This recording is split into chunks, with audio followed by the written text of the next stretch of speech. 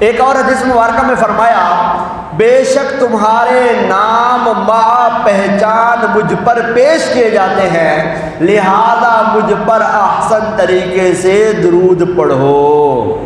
ہم غریبوں کے آقا پہ بے حد درود، ہم فقیروں کی ثروت پہ لاکھوں سلام۔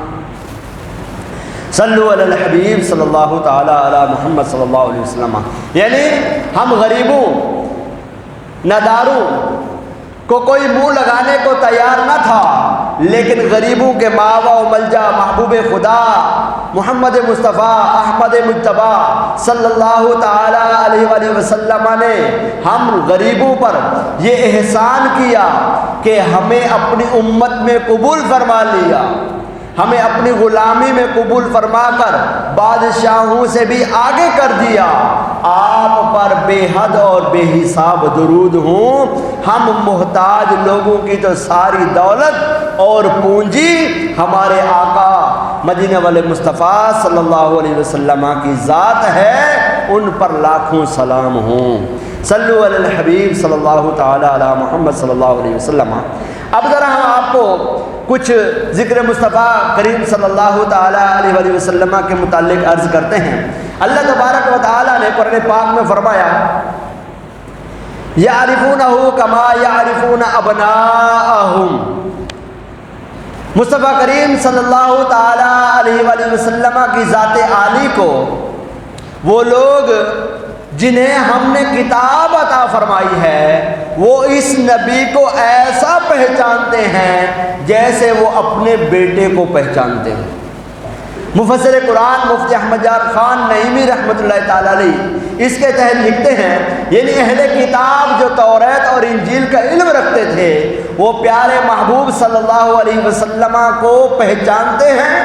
کتنا پہچانتے ہیں، کیسے پہچانتے ہیں؟ فرمایا جیسے اپنے بیٹوں کو پہچانتے ہیں، کہ بچہ اگر 1000 بچوں میں کھڑا ہو تو باپ پہچان لیتا ہے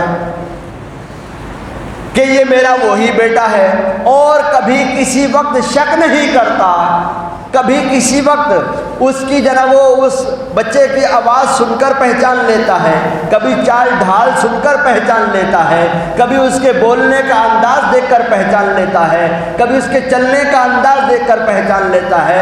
الغرض اس کا بچہ اگر اس کی طرف منہ نہ بھی کیے ہوئے ہو تو پہچان لیتا ہے۔ رسول پاک صلی اللہ تعالی علیہ وآلہ وسلم کی عظمت و رفعت، آپ کی نشانیاں آسمانی کتابوں توریت و انجیل میں ایسے واضح ہیں، ایسے واضح ہیں۔ اللہ تعالیٰ فرماتا ہے یعرفونہ کما یعرفون ابناءہم۔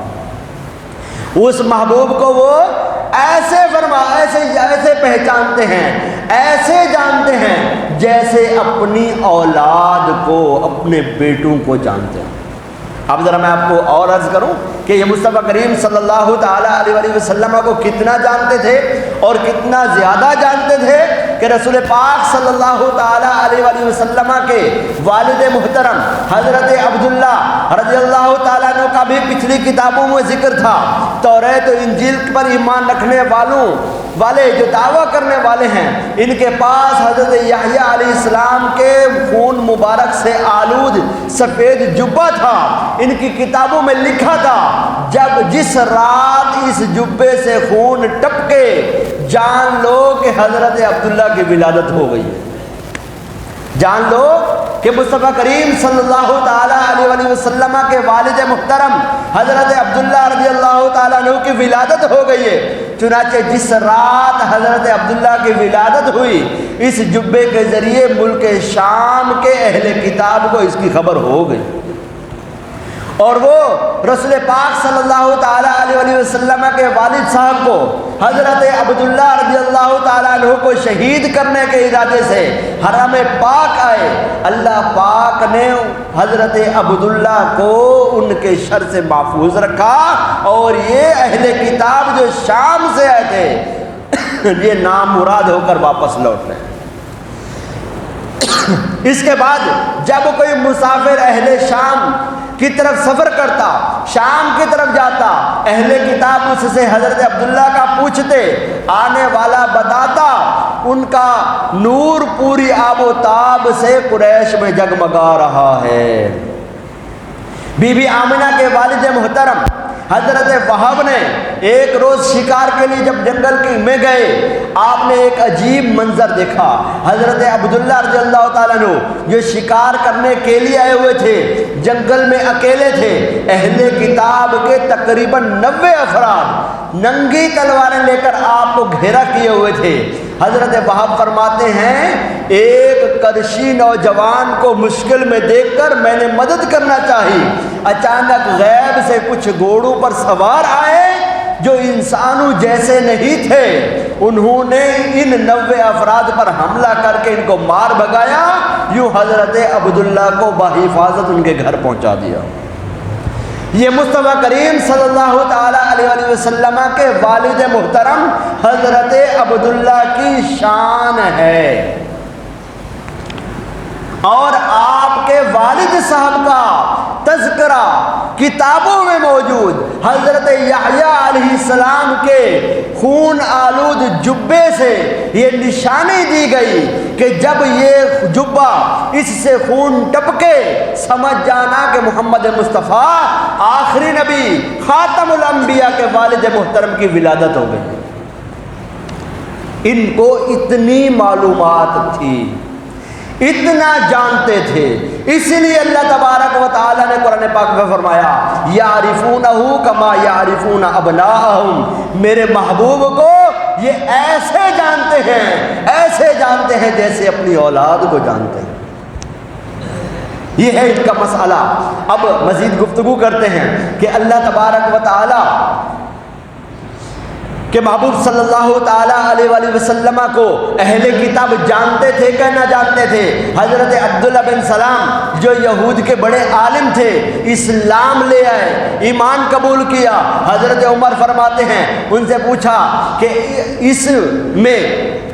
پوچھا کہ اس میں جو بتایا گیا ہے کہ اہل کتاب، یہ آیت مبارکہ بیان کی، فرمایا یعرفونہ کما یعرفون ابناءہم، فرمایا کہ اہل کتاب محبوب رب سردار عرب کو پہچانتے ہیں، اور اس معرفت کا کیا مطلب ہے؟ حضرت عبداللہ بن سلام نے کہا، اے امیر المومنین، اے عمر، میں نے حضور انور صلی اللہ علیہ وسلم کو دیکھا تو بغیر کسی شک و شبہ کے پہچان گیا، اور میرا حضور انور صلی اللہ علیہ وسلم کو پہچاننا میرے بیٹوں کو پہچاننے سے زیادہ کامل اور مکمل ہے۔ فاروق اعظم نے پوچھا، وہ کیسے؟ کہا، نبیوں کے سردار مدنی تاجدار کے اوصاف ہماری کتاب توریت میں اللہ پاک نے بیان کیے، اس لیے میں آپ کو پختہ یقین کے ساتھ پہچانتا ہوں، جبکہ میرے بیٹے کو پہچاننے کے لیے مجھے عورتوں کی گواہی چاہیے۔ بچہ پیدا ہوا ہے، اس بچے کی ماں یہی ہے، ایک ہاسپٹل میں 10 ڈلیوریاں ایک وقت ہوئی، 10 ڈلیوریاں ایک وقت ہوئی، 2 ڈلیوریاں ایک وقت ہوئی۔ آپ کس کی بات پر یقین کر کے بچے کو لاتے ہو؟ دایا کی، ڈاکٹر کی؟ کیوں؟ کیونکہ ولادت کے وقت تو ماں بھی اس وقت نہیں دیکھ رہی ہوتی، بس اوقات ماں کے سامنے بھی پردہ ہوتا ہے، آپریشن ہوا، ماں تو غنودگی میں ہے، بے ہوش ہے۔ کس کے کہنے پر بچے کو لائے ہو بھیا؟ ڈاکٹر کے کہنے پر، دایا کے کہنے پر، لیڈی ڈاکٹر کے کہنے پر، اس نرس کے کہنے پر اس نے کہا یہ آپ کا بچہ ہے، آپ کی بچی ہے۔ حضرت عبداللہ بن سلام فرماتے ہیں، اپنے بچے کو پہچاننے کے لیے میں دوسروں کا محتاج ہوں، جبکہ مصطفیٰ کریم کو پہچاننا میرے لیے زیادہ کامل ہے۔ وجہ یہ ہے کہ مصطفیٰ کریم کے اوصاف، مصطفیٰ کریم کی نشانیاں میرے اللہ نے بیان فرمائی ہیں، میرے اللہ نے بیان فرمائے، لہذا میرے لیے مصطفیٰ کریم کو پہچاننا اتنا زیادہ آسان ہے۔ یہ کہاں لکھا ہوا ہے؟ توریت میں لکھا ہوا ہے۔ آج مصطفیٰ کریم کی دشمنی میں 1400 سال سے یہ بد نصیب تبدیلیاں کرتے پھر رہے ہیں۔ اور تحریفیں کرتے پھر رہے ہیں، اور اس سے پہلے بھی تحریفیں کیا کرتے تھے، اس سے پہلے بھی تبدیلیاں لایا کرتے تھے، لیکن جب مصطفیٰ کریم کی ولادت باسعادت ہو گئی، اعلان نبوت ہو گیا، آقا کریم کے فضائل و کمالات سامنے آ گئے، اب ان بد نصیبوں نے حقیقتاً تبدیلیاں کرنا شروع کر دی، اور یہ تبدیلیاں بغض و عناد کی وجہ سے کی۔ اب مزید دیکھیے، حضرت عبداللہ بن سلام نے جب یہ بات کہی نا، حضرت عمر رضی اللہ تعالیٰ نے اٹھے اور اٹھ کر ماتھا چوم لیا۔ کس کا؟ حضرت عبداللہ بن سلام کا۔ حیبہ کی جس کی کرتا ہے ثنا، مرتے دم تک اس کی مدحت کیجئے، جس کا حسن اللہ کو بھی بھا گیا، ایسے پیارے سے محبت کیجئے۔ مصطفیٰ کریم کی ذات کو اللہ تبارک و تعالی نے نہ صرف احسن، خوبصورت اور عمدہ بنایا، بلکہ آپ کے اوصاف کو آپ کے تشریف آوری سے پہلے اپنی کتابوں میں بھی درج فرما دیا، اپنی کتابوں میں بھی لکھ دیا، اور وہ کتابیں اپنے محبوب کے آنے سے پہلے امتوں پر بھیج دی، تاکہ پتہ چل جائے، خبردار کر دیا جائے کہ جس محبوب نے آنا ہے پہچان لو، یہ اوصاف ہے، بعد میں نہ کہنا، بعد میں نہ کہنا۔ الٹرا ساؤنڈ جا کے کرواتے ہیں، پتہ کرتے ہیں بچہ کیسا ہے، وہ کہتے ہیں لڑکا ہے، یہ لڑکی ہے، اچھا لڑکا ہے، ہاں ہے کیسا، یہ نہیں بتا سکتے آپ کو لڑکا ہے، یہ نہیں بتا سکتے لڑکی ہے کیسا، یہ نہیں بتا سکتے ہو بہو کیسا ہے۔ ہو سکتا ہے آگے چل کر مزید اس کے اندر ٹرانسپیرنٹی آ جائے، مزید اس کے اندر نکھار آ جائے، مزید اس ٹیکنالوجی میں اضافہ ہو جائے، لیکن آج تک مصطفیٰ کریم صلی اللہ تعالی علیہ وآلہ وسلم کے جیسا کوئی نہیں، اور نہ ہی آئے گا، کہ جس کے اوصاف جمیلہ کو، اوصاف حمیدہ کو، جس کے فضائل و فضائل و کمالات کو اللہ تبارک و تعالیٰ نے اپنی کتابوں میں اتنا واضح کر کے لکھا ہو۔ ایسا کوئی آیا ہی نہیں، آئے گا بھی نہیں۔ اب اصل مسئلہ کیا ہے؟ یہود نے انکار کیوں کیا؟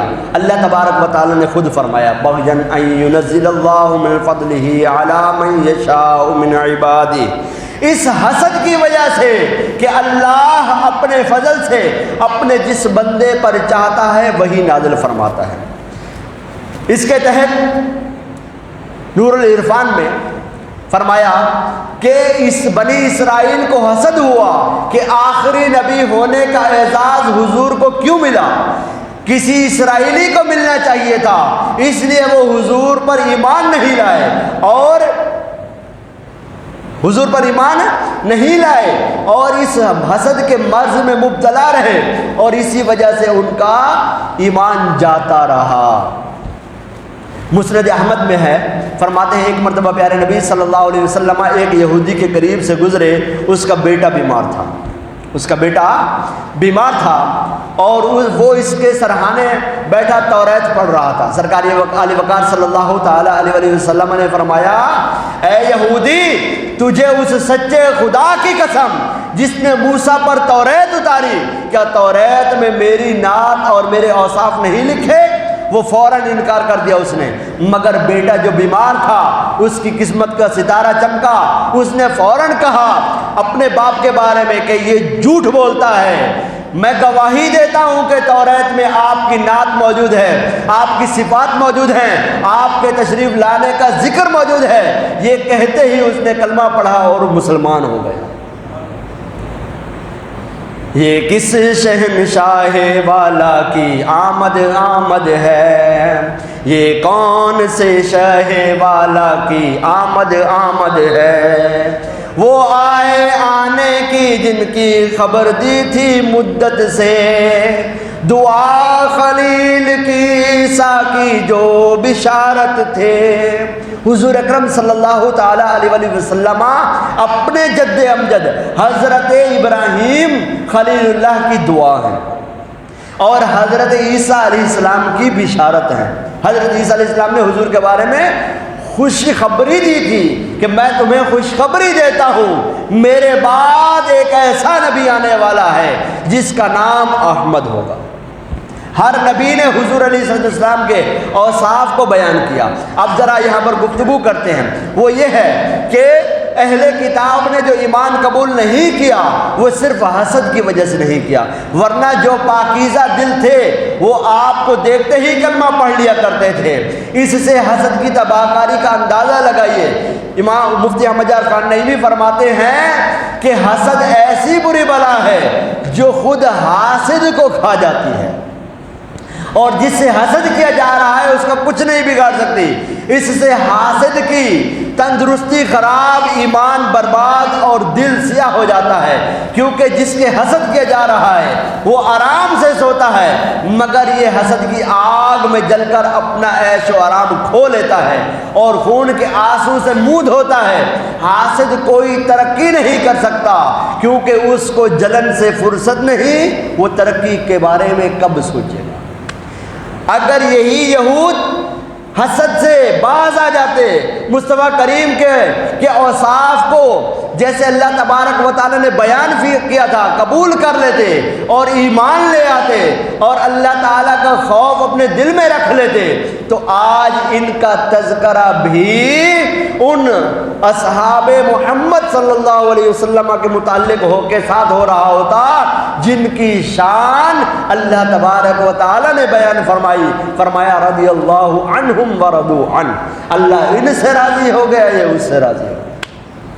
یہ کس کے لیے ہے؟ جو ایمان لائے، جس نے قبول کیا۔ حضرت سلمان فارسی مولانا روم لکھتے ہیں حسد کے باعث ابلیس نے سجدہ آدم سے شرم محسوس کی اور سعادت و کامیابی سے ہمیشہ کے لیے محروم ہو گیا۔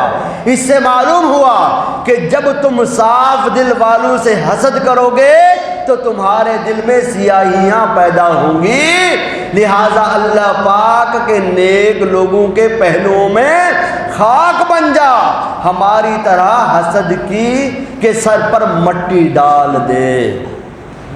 فرمایا کہ جیسے ہم نے حسد کے سر پر مٹی ڈال دی ہے، اللہ کے نیک بندوں کے قدموں میں بیٹھ گئے ہیں، لہٰذا تم بھی بیٹھ جاؤ۔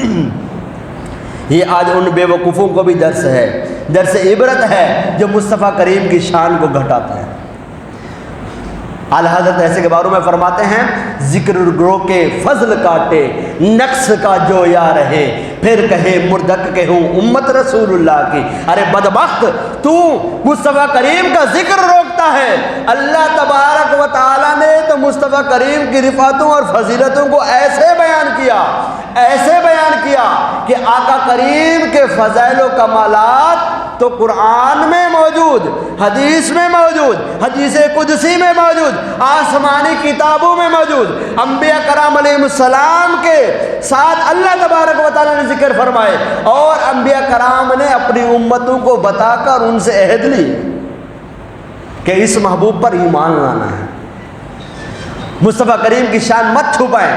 اللہ تبارک و تعالیٰ نے پچھلی آسمانی کتابوں میں آخری نبی محمد مصطفیٰ صلی اللہ علیہ وسلم کا ذکر خیر کیا، اس کے ساتھ ساتھ اہل کتاب کو یہ بھی حکم دیا گیا کہ ہمارے محبوب کے ذکر کو مت چھپانا بلکہ اس کا خوب چرچا کرتے رہنا۔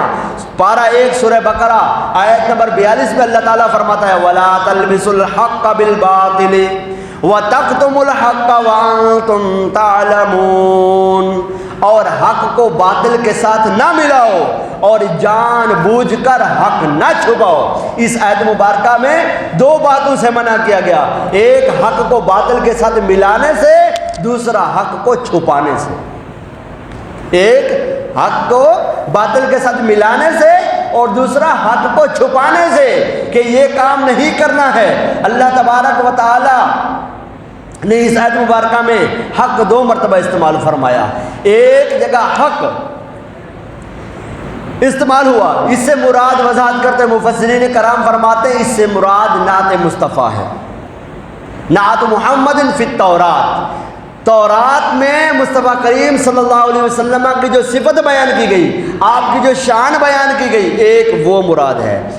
اس جگہ حضور صلی اللہ تعالیٰ علیہ وآلہ وسلم کی نعت پاک موجود ہے جو اللہ پاک نے توریت میں نازل فرمائی، لہذا بنی اسرائیل کو حکم دیا گیا کہ اے توریت پر ایمان کا دعویٰ رکھنے کا دعویٰ کرنے والوں، ہم نے توریت میں مصطفیٰ کریم کی نعتیں بیان کی ہیں، آپ کے اوصاف بیان کی ہیں، آپ کے فضائل و کمالات بیان کی ہیں، اور اپنے پیارے محبوب صلی اللہ علیہ وسلم کے پیارے چہرہ کا ذکر کیا، محبوب کی پیاری پیاری اداؤں کا ذکر کیا، ہم نے محبوب کے مہر نبوت کا ذکر کیا، آپ کی چال مبارک کا، آپ کی گفتار مبارک کا، آپ کے شہر مبارک کا، آپ کی ولادت کا ذکر، آپ کی ہجرت کا ذکر، آپ کے دنیا میں آنے کا ذکر، وفات ظاہری کا ذکر، غرض کہ ہم نے اپنے محبوب کے اوصاف کو کھول کھول کر بیان کیا ہے۔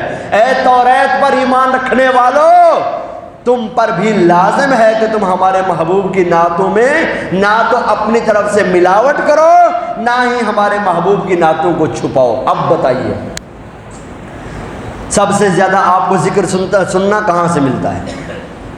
اہل سنت سے۔ مصطفیٰ کریم کی شان بیان کون کر رہے ہیں؟ اہل سنت۔ آقا کریم کے فضائل و کمالات بیان کون کر رہے ہیں؟ اہل سنت۔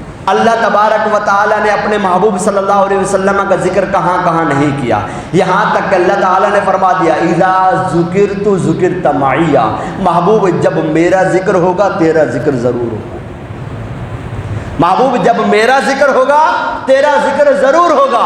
اب جب محبوب کا ذکر یہ ہے، یہ مرتبہ رکھتا ہے کہ اللہ پاک نے محبوب کا ذکر خود ملا دیا ہے۔ اب کوئی کہے نہیں اتنی فضیلت بیان کرتے ہو، ایسی تم لوگ باتیں بیان کر دیتے ہو کہ بس یہ شرک ہو گیا۔ اللہ تبارک و تعالیٰ کو علم زیادہ یا آج کے مولوی صاحب کو زیادہ علم ہے؟ اللہ تبارک و تعالیٰ کا علم کامل یا آج کے مولوی کا علم کامل؟ اللہ تبارک و تعالیٰ کے حضور شرک کی بات زیادہ اہم یا آج کے مولوی صاحب کی بات زیادہ اہم؟ اللہ تبارک و تعالیٰ نے شرک سے منع فرمایا، اللہ تبارک و تعالیٰ نے محبوب کا ذکر بڑھایا۔ پتہ یہ چلا شرک تب ہوگا جب اللہ کی ذات کے ساتھ لائق عبادت مانو گے، مانو گے بندہ، چاہو ذکر کرو جتنا، کچھ نہیں ہے بندہ۔ مصطفیٰ کریم کو اللہ کا بندہ ماننا ضروری ہے، مصطفیٰ کریم کو اللہ کی مخلوق ماننا ضروری ہے، مصطفیٰ کریم کو اللہ کا محبوب ماننا ضروری ہے، مصطفیٰ کریم کو اللہ کا بنایا ہوا ماننا ضروری ہے۔ اللہ نے مصطفیٰ کریم کو پیدا فرمایا ہے، یہ ماننا ضروری ہے۔ مصطفیٰ کریم مخلوق ہیں، یہ ماننا ضروری ہے۔ لیکن کس بد نصیب نے کہا کہ مصطفیٰ کریم کو جو اللہ کا محبوب مانے، بندہ مانے، اور اس کی مخلوق مانے اور اس کا بنایا ہوا مانے اور پھر شرک ہو جائے؟ یہ کیسی تعریف ہے شرک ہے؟ یہ کون سا شرک آ گیا کہ جس میں بندہ کہہ رہا ہے کہ میرا نبی میرے رب کا بنایا ہوا ہے، میرے رب نے بنایا ہے، خوبصورت بنایا، ایسا بنایا۔ حضرت حسان بن ثابت فرماتے ہیں، حضرت حسان بن ثابت فرماتے ہیں کہ آقا آپ علیہ السلام کی ذات ایسی اعلیٰ ترین ہے، خلقت مبرعا من کل عیب، فرمایا وَأَحْسَنُ مِنْكَ لَمْ تَرَ قَطُّ عَيْنِي، محبوب تم سے زیادہ حسن والا میری آنکھ نے نہیں دیکھا۔ وَأَجْمَلُ مِنْكَ لَمْ تَلِدِ النِّسَاء، محبوب تم سے زیادہ خوبصورت کسی عورت نے پیدا ہی نہیں کیا۔ محبوب وَأَجْمَلُ مِنْكَ لَمْ تَلِدِ النِّسَاء، تم سے زیادہ خوبصورت کسی عورت نے پیدا ہی نہیں فرمایا۔ آگے اب اور بات پہ آ جائیے، بڑا خوفناک معاملہ ہے، بڑا خوفناک معاملہ ہے ان لوگوں کے لیے کہ جن کو شرک کا حیضہ لگا رہتا ہے۔ لگائے فتویٰ حسان بن ثابت پہ، حضور کی بارگاہ میں کھڑے ہو کے کہہ رہے ہیں کَأَنَّكَ قَدْ خُلِقْتَ كَمَا تَشَاءُ، لے پھر ایسی خوفناک بات ہے، محبوب گویا کہ آپ ایسے پیدا کیے گئے جیسے آپ نے چاہا۔ کہاں گئے بھائی؟ یہ وہ جملہ ہے وہ جملہ ہے کہ اگر حسان بن ثابت نے نہ کہا ہوتا، آج کے محبوب کے عاشق نے، غلام نے کہہ دیا ہوتا، تو یہ جو شرک کے حیضے والے ہیں پوری ذریت آنے والی کو بھی ساتھ ملا کر پیچھے بھاگ پڑتے ہیں۔ حضرت حسان کیا فرما رہے ہیں؟ محبوب آپ گویا کہ ایسے پیدا کیے گئے ہیں جیسے آپ نے چاہا ہے، یعنی اللہ آپ کو فرما رہا ہے محبوب بتاؤ تمہاری آنکھیں کیسی بناؤں، محبوب بتاؤ تمہارے کان کیسے بناؤں، محبوب بتاؤ تمہاری زلفوں کے بل کتنے ہونے چاہیے، محبوب بتاؤ تمہارے ابرو کیسے ہونے چاہیے، محبوب بتاؤ تمہاری پلکیں کیسی ہونی چاہیے، محبوب بتاؤ تمہارے دندان کیسے ہونے چاہیے، محبوب بتاؤ تمہاری داڑھی کا حالہ کیسا ہونا چاہیے، محبوب بتاؤ تمہاری گردن مبارک کی اونچائی کیسی ہونی چاہیے، محبوب بتاؤ تمہارے سینے کی چوڑائی کیسی ہونی چاہیے، محبوب بتاؤ تمہارے کندھے کی چوڑائی کیسی ہونی چاہیے، محبوب بتاؤ کہ تمہارا جو ابرو کی ڈلان ہے وہ کیسی ہونی چاہیے، محبوب تم بتاتے جاؤ ہم بناتے جائیں گے۔ کأنک قد خلقت کا مطلب یہ ہے مطلب۔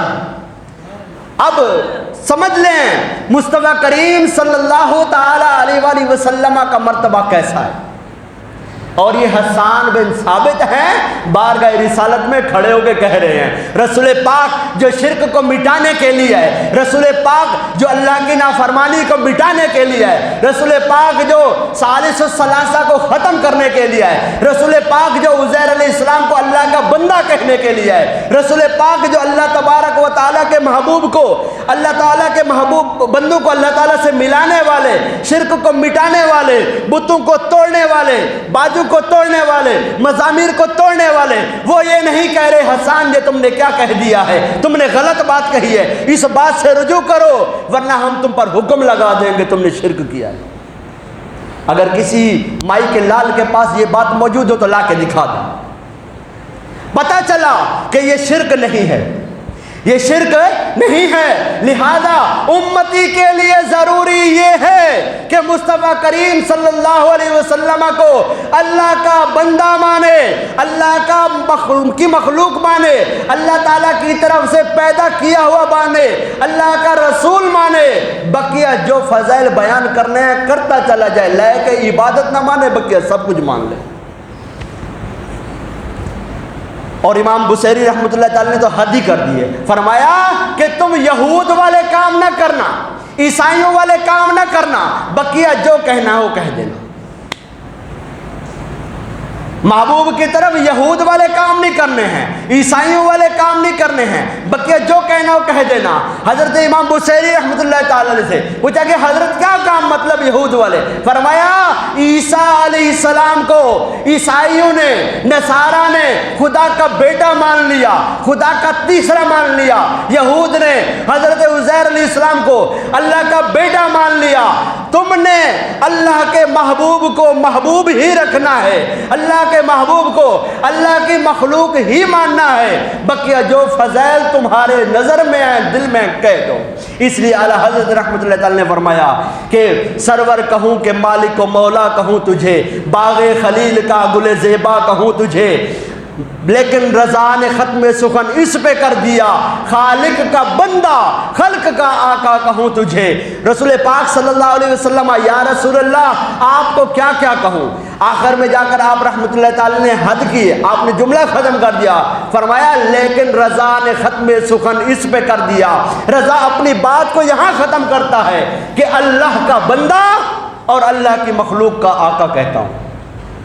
اور رسول پاک صلی اللہ علیہ وسلم نے خود فرمایا انا سید آدم و ولدہ ولا فخرا، میں آدم اور اس کی اولاد کا سردار ہوں، مجھے یہ اس بات کو میں باعث فخر نہیں کہتا، میرے رب نے مجھے بنایا ہے، میں خبر دے رہا ہوں۔ اب یہ رسول پاک صلی اللہ علیہ وسلم کے بیانات ہیں، لہذا ایمان والوں کو چاہیے تسلی رکھیں اور آباد رہیں، شاد رہیں، مصطفیٰ کے میلاد منائیں، جھنڈے لگائیں، محفلیں سجائیں، آپ اپنے گھروں کو سجائیں، جو پوچھے کہاں لکھا ہوا ہے بولو میرے ایمان اور میرے نصیب میں لکھا ہوا ہے۔ میں مصطفیٰ کی شان کو بڑھانے کے لیے جھنڈا لگا رہا ہوں، تجھے تکلیف؟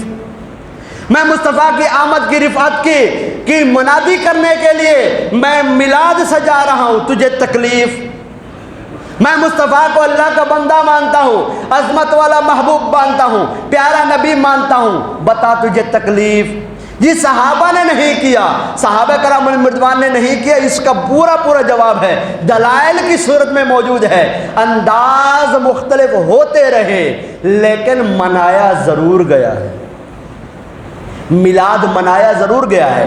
اب جی تم لوگ روزہ رکھ لو، کس نے منع کیا رکھو روزہ؟ اعلان کر دو کہ ہم آج مصطفیٰ کریم کی ولادت کی خوشی میں پوری کی پوری ذریت سمیت روزہ رکھنے والے ہیں، کس نے منع کیا؟ کر دو اعلان، مصطفیٰ کریم نے روزہ رکھا، کر لو اعلان، کس نے منع کیا ہے؟ الحمدللہ عاشقان رسول روزے رکھتے ہیں، مصطفیٰ کے غلام روزہ رکھتے ہیں، کس نے کہا ہے روزہ نہیں رکھتے؟ تو بہرحال وقت ختم ہو گیا ہے، گفتگو بہت ہے۔